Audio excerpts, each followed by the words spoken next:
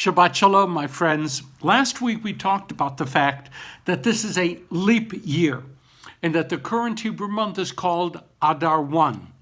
In order to fit the cycle of the Torah readings into a year that now has 13 months, instead of reading two short Sedras this weekend, this Shabbat, the two are split apart. So this week we'll be reading just Vayakhel, Exodus 35:1 and following. And next week we'll read Pekudei, the last Sedra of the book of Exodus. And of course, next week we'll have a Siyum. Okay, so that's in the category of unusual. But now we're going to briefly do something even more unusual. I am going to make a political statement. I have avoided making explicit political statements on this site for over 2 years. But today I can't, and today I won't. My statement will be brief, so you can skip ahead if you wish, but here goes.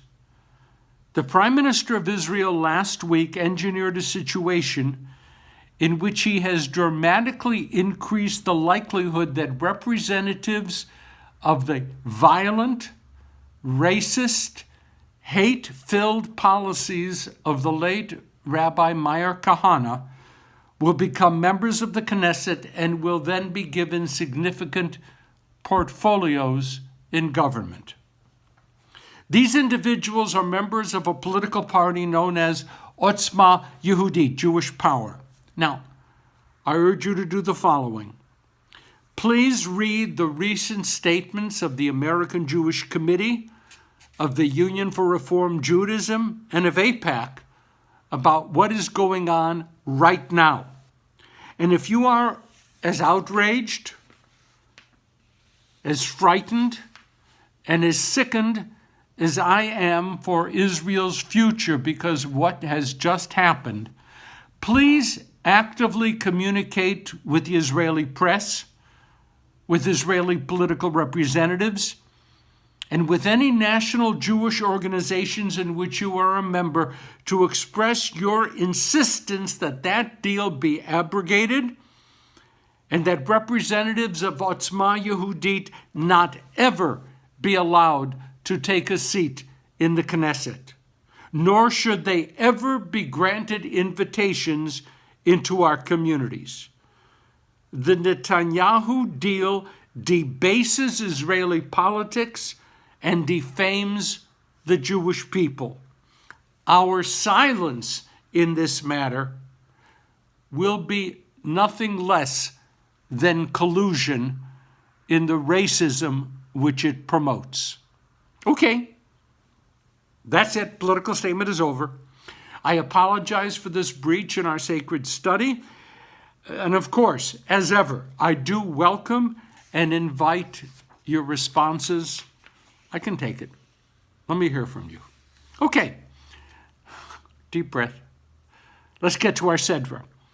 Bezalel and his fellow artisans set about to create the lavishly beautiful sacred implements that will be utilized in the worship of God. The people are instructed to contribute whatever their heart prompts them to give, and in short order, enough has been given so that all of the work can be completed. The shortest, most successful fundraising drive capital campaign in Jewish history. The designers designed, the people donated, the craftsmen built, and a sanctuary was created. Very nice. Very nice. Let me weave together now comments from a science fiction writer and a world-class inventor, two different people. First, quote, "For want of a nail, the shoe was lost. For want of a shoe, the horse was lost. For want of a horse, the rider was lost. For want of a rider, the battle was lost. For want of a battle, the kingdom was lost, and all for the want of a horseshoe nail." The author of that pithy statement was Benjamin Franklin. He was the inventor.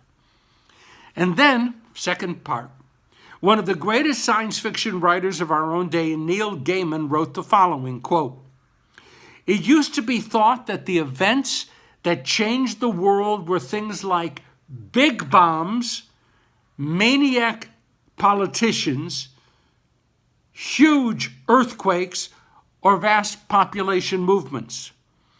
But it has now been realized that this is a very old-fashioned view held by people totally out of touch with modern thought. The things that change the world, according to chaos theory, are the tiny things. A butterfly flaps its wings in the Amazonian jungle, and subsequently a storm ravages half of Europe, close quote, and Neil Gaiman. Ben Franklin wanted us to know that the smallest thing can overturn the grandest of plans. A kingdom was lost because there was no nail to hold horseshoes in place. Armies had gathered, banners were raised, soldiers were motivated, battle plans were finalized, but that missing nail doomed the entire undertaking. And Gaiman asks us to turn our ways from our solitary focus on the big attention-grabbing headlines of our day. Those events can be exceedingly horrible, absolutely devastating. They can cause vast movements of populations and innumerable deaths. Yes, yes, yes. But historic change can also flow from the smallest of events. We call it the butterfly effect. Any system can be tipped by the smallest of changes. A butterfly might not ever, in fact, cause a typhoon. But under the rubric of chaos theory, the activities of a butterfly might suffice to change a typhoon's direction ever so little. If you have an impact on the smallest, earliest stages of an event, you can have an utterly unpredictable impact on the outcome of that event. I repeat, if you have an impact on the smallest, earliest stages of an event, you can have an utterly unpredictable impact on the outcome of that event. If we apply that approach to how businesses operate, we can see how even the largest of corporations can obtain dramatic changes in outcomes because of small, incremental changes in strategy or operations.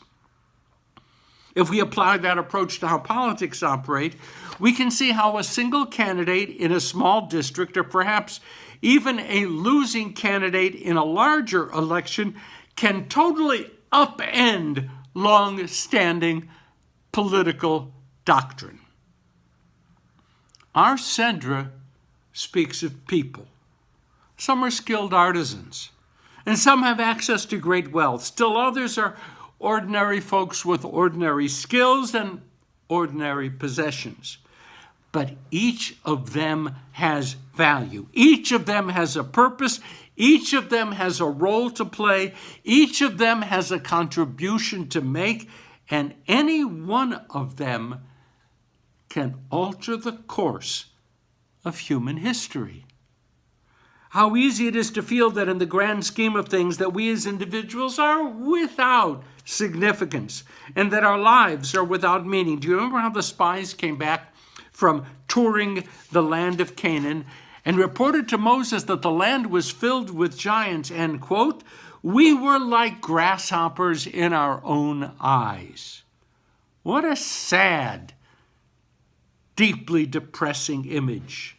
The world is too big. The world is too complicated. We, individuals, can have no agency in such a world. We are, in my favorite Aramaic term, garnished. We are nothing. We are nothing in our own eyes. And so what happens? We wither. And we shrink in significance, and so our experience of life becomes a self-fulfilling prophecy. But we are not less than the movement of butterfly wings in our world. We are not garnished. It's Yiddish, not Aramaic. If we are blessed with a sense of aesthetics, we can design. If we are skilled in communication, we can share our passion and our concern with others. If we are gifted with empathy, we can reach out to those who are lonely, who are in pain, or who are lost. If we feel strong attachments to the vast and wondrous world of nature, we can lend our hand to those for whom protecting nature is a sacred calling. If we have more than we personally need, we can assist those who do not. If we have vision, we can assist those who are limited or impaired. Bezalel did what only Bezalel could do. And many, many others did what only they could do.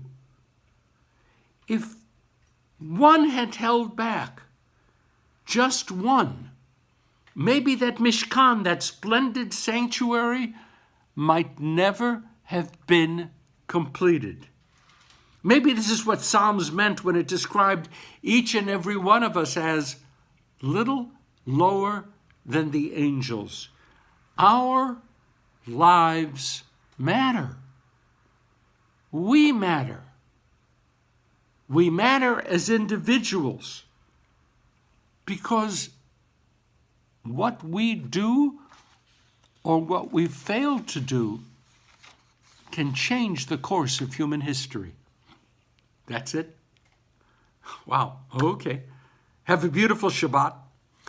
My friends, please be careful when chancing upon a butterfly. And here's a thought. When you hit share, you might actually be changing someone else's life. Hit share. Have a beautiful Shabbat. Shabbat Shalom.